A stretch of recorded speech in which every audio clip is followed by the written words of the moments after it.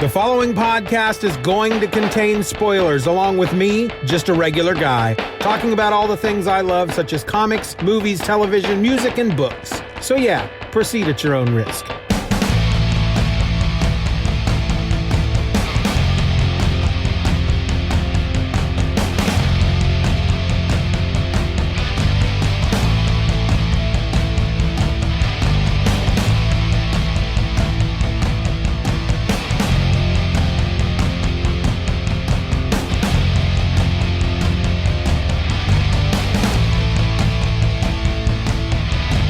Hello and welcome to another episode of Just Another Fanboy, the podcast that's just okay. I'm your host, Steven, and today I want to talk about the new Fantastic Four. No, this is not a new title that Marvel has coming out or is currently producing.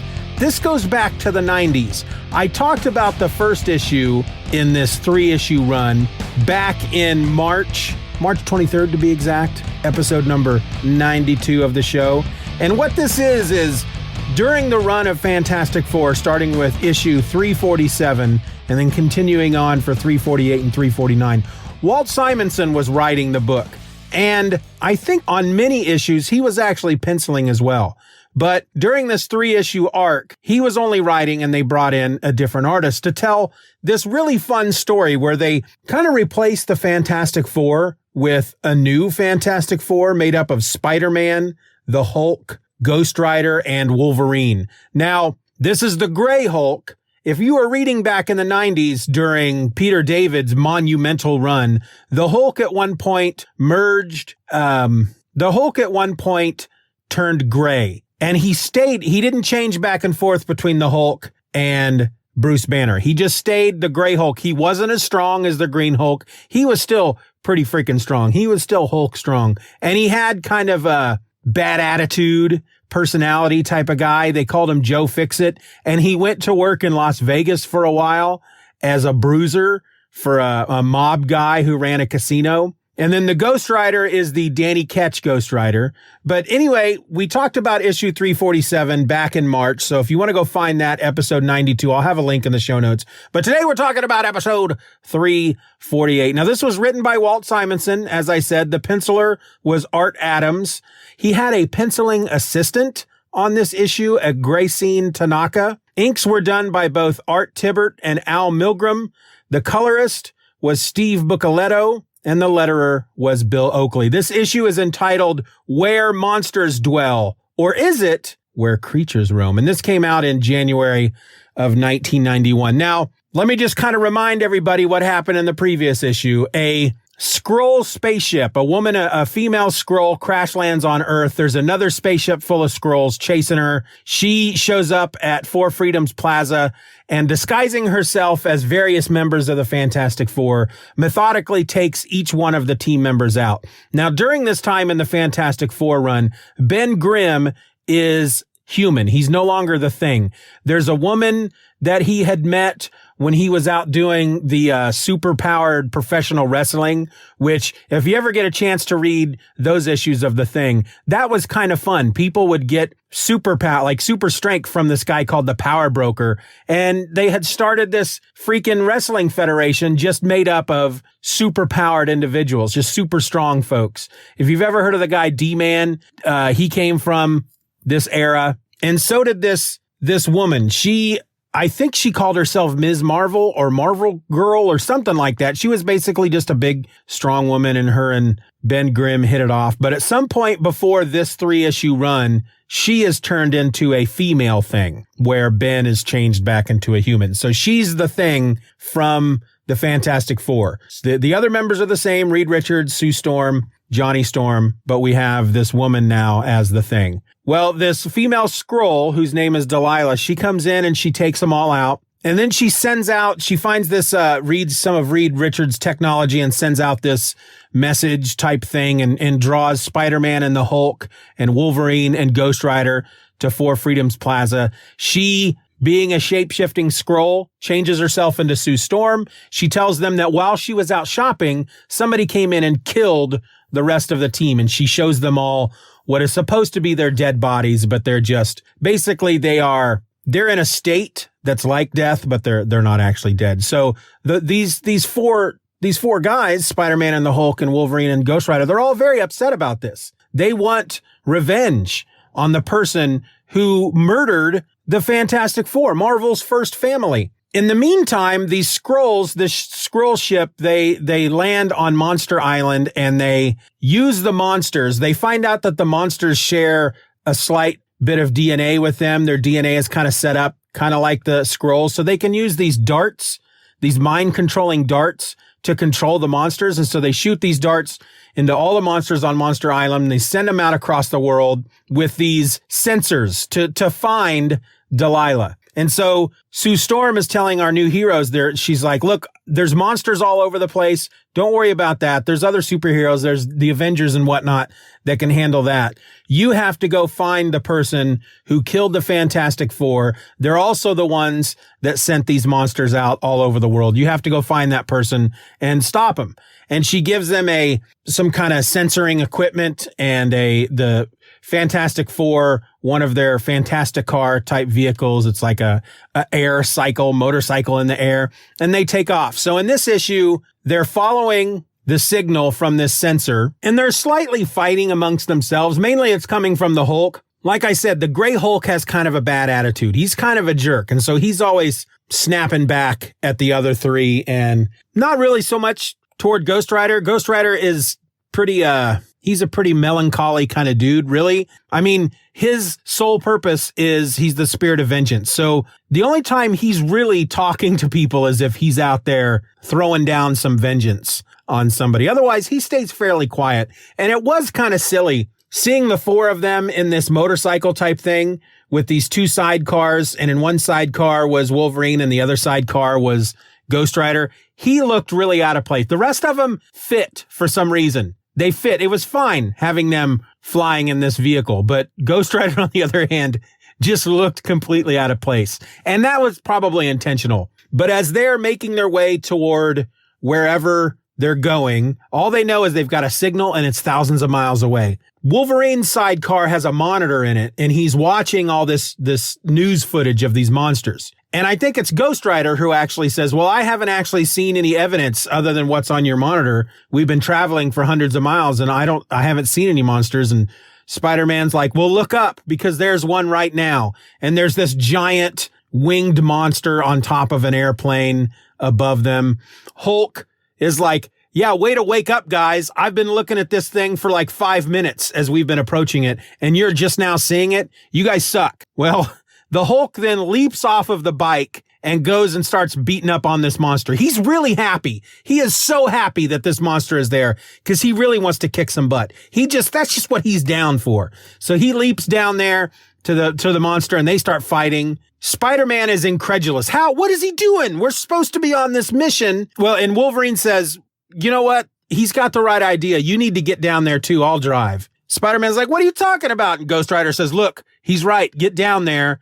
The plane is falling apart. You're the only one that can put it back together. Now, in the meantime, back at 4 Freedoms Plaza, our Skrull, who is still in the shape of Susan Storm, she's on Reed's computer. She's looking for something. She's trying to search for something that is on the planet Earth somewhere, and she can't find it. And she knows that the technology is there that can help her find it, but it's kind of more advanced than what she's used to. And she figures she'll find it eventually, but it's going to take a long time. And so she goes to wake up Reed. But before she does, she takes the other members of the Fantastic Four, including Ben and Alicia Masters, who apparently is now dating Johnny Storm. That blows my mind. She ties them all up in such a fashion that if any of them try to get free, they'll strangle the others. And she throws them into an elevator and she sends the elevator down to the very, very bottom sub-basement level so nobody will find them. And then she wakes up Reed and she says, look, I've got the rest of the members of the Fantastic Four and I will kill them if you don't do what I say. And don't think about stretching because I took that ability away from you. And he's like, well, I guess I don't have any other choice. I'll help you. And she tells him that what she's looking for is a thing that she calls it an egg. It's like an egg. It's a sphere. And it's called the inorganic Technotroid, or it. She doesn't really say what it is, but Reed has to help her find it. And we don't know why. So Reed is using the computer to scour through all these news feeds, and she's just giving him giving him crap. And at one point she goes, it's too bad that you caught on to the fact that I wasn't your wife so soon, because had you not discovered me so quickly, we could have had a little fun. You're kind of a handsome guy. And Reed's like, whatever, lady. But in his mind, he's thinking, she looks just like Sue. So naturally, I find her quite beautiful because physically she looks just like Sue. But there's something else about her that I find quite exciting. And I'm like, Reed, good Lord, buddy. Think with your brain, okay? Think with your brain. Let's try to get out of this. Let's not think about how much you want to get with this woman because she looks like your wife, but she's a little more exciting than your wife. That made me shake my head. Way to go, Reed. Way to go. So he finds what she's looking for based on an article in the National Enquirer. Some folks in the Catskills saw a flying saucer crash to Earth. It was carried off by a Bigfoot who went into a cave, but then there was an earthquake with a rock slide. It covered the cave, and nobody's been able to get in or out since. So they get on another one of their vehicles and they fly off to go see if they can get into this tunnel and find this egg. In the meantime, back on Monster Island, the Mole Man, he's like the lord of Monster Island. He's the guy that hangs out with all the monsters. He has all these weird yellow mole-oid things, these little guys that are his little lackeys that are basically his little monster minions. And then he controls, I don't know if he controls all the monsters, but they are, to him at this point, they are like his family, his children, and he looks out for them. So when these scrolls land on his island, shoot his monsters full of darts, and send them off into the world to start wreaking havoc, he's pretty upset about that, and he wants to get to the bottom of it. So he is spying on the ship from a ways away. He doesn't recognize the ship. He at first assumes that it's Reed Richards and the Fantastic Four, but he doesn't recognize the ship as being one of theirs. And then a scroll comes walking around from behind the ship, or he comes out from within the ship. I don't know, but suddenly he's standing there next to the ship and he's cleaning something off the bottom of his boot, like he just stepped in some monster poop or something. And this scroll, none of the other scrolls dress like this, but this particular scroll, it's like Art Adams said, I have to make this scroll extremely 90s looking because we're in the 90s now and I have to make him look like a 90s scroll. And he does that by putting big armored shoulder pads on him. I think he's got shoulder pads. What I remember the most, being away from the comic right now, are his boots.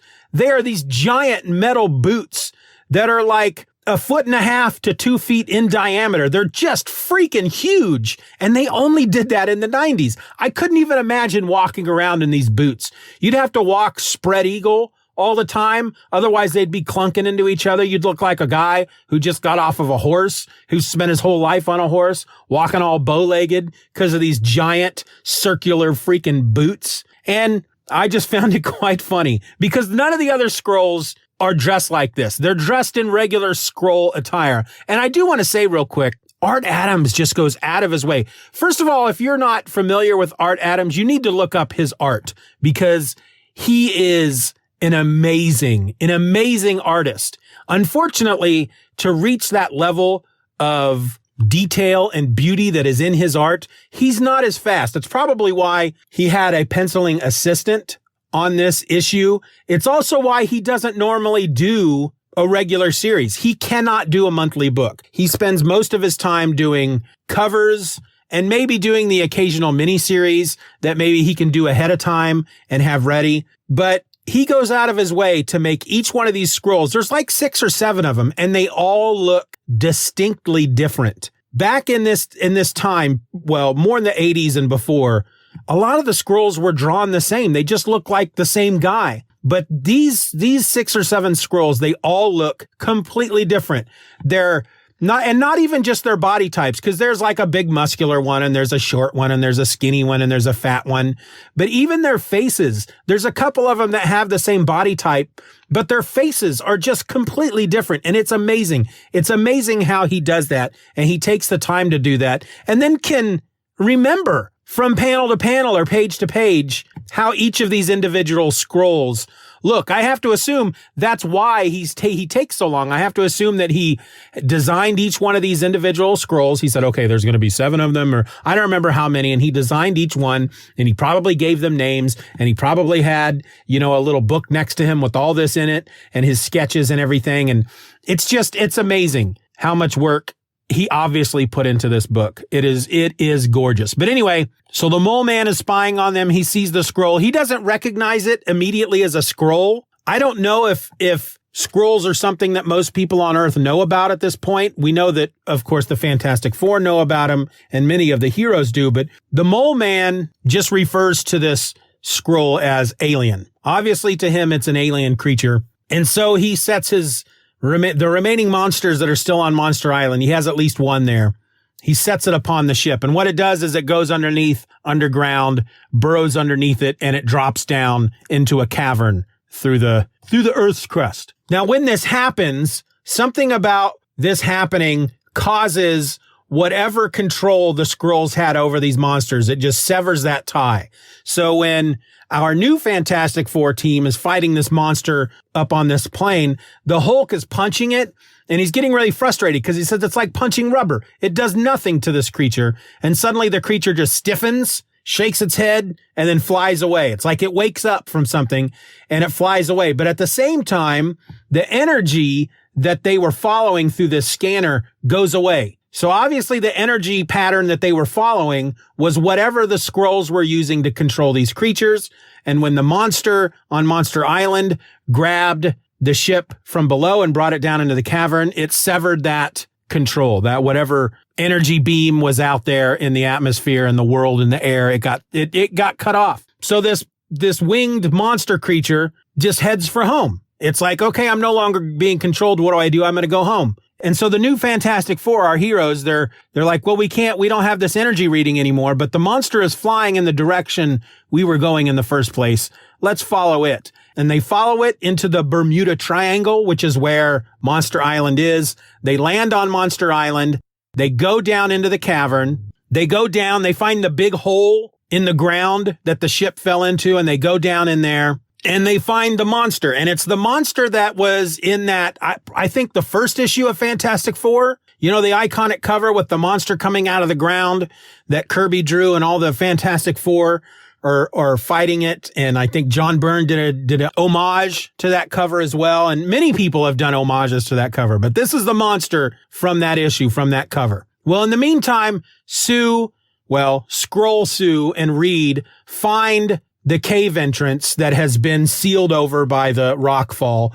And this thing that she uses, that she had used in the previous issue to knock out everybody, all the members of the Fantastic Four. It's like this little thing she had on a ring on her finger. She somehow does an adjustment to it, and it just wipes away this rock slide that's covering this cave entrance, and they fly into the cave. So back to our new Fantastic Four fighting this monster. They then discover that it's not just them and the monster down there. They find the Skrulls and the mole man and all the moloids. And the mole man is like, haha, heroes, I'm gonna beat you up. And Spider-Man says, I'm gonna use a little bit of diplomacy here. And he talks to the mole man, and they all find out that really the bad guys here are these Skrulls. And then even more than that, whoever this person they're after, we know it's Delilah, she's the ultimate bad guy. Well, at that moment, the tunnel that Reed and Delilah had flown into on their little rocket cycle thing was obviously connected to Monster Island, because they come flying into this cavern and they're like, there she is. That's obviously Delilah. And Hulk's like, I'll take her out.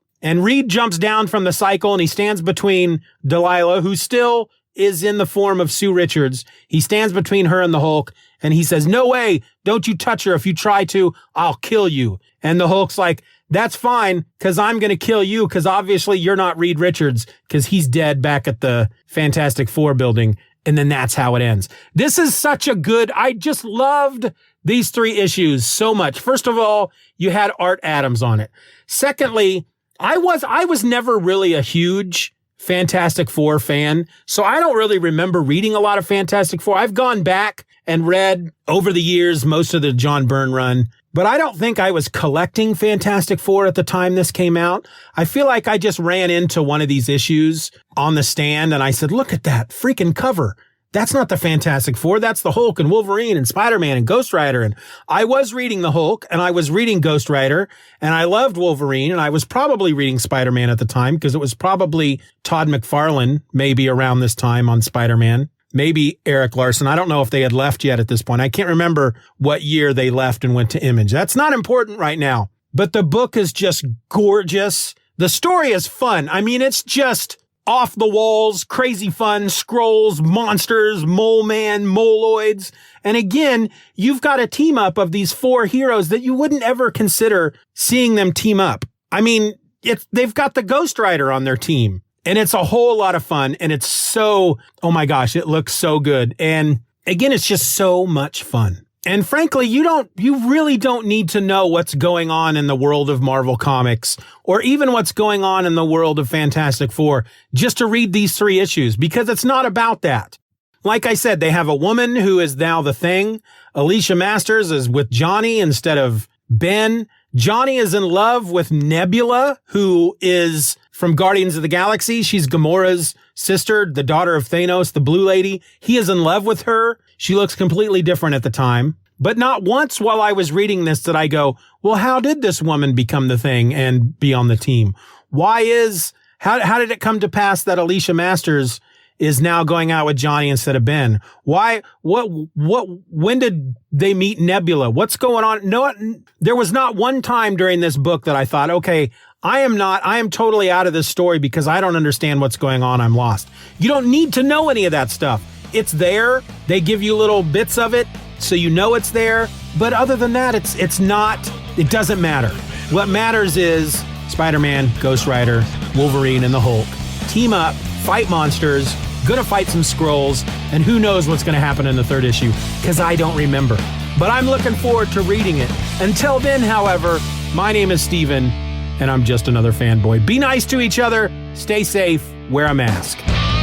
Just Another Fanboy is a Stephen or Else production. Questions and comments can be directed to feedback@stephenorelse.com.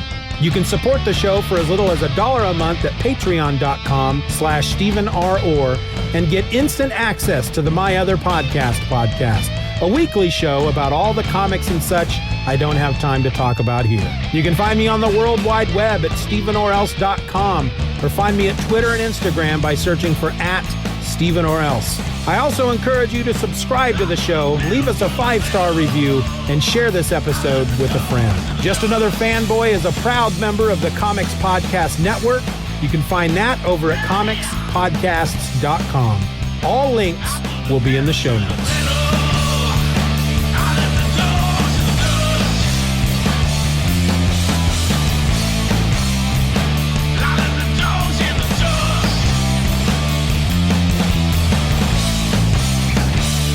Bye-bye, Daddy.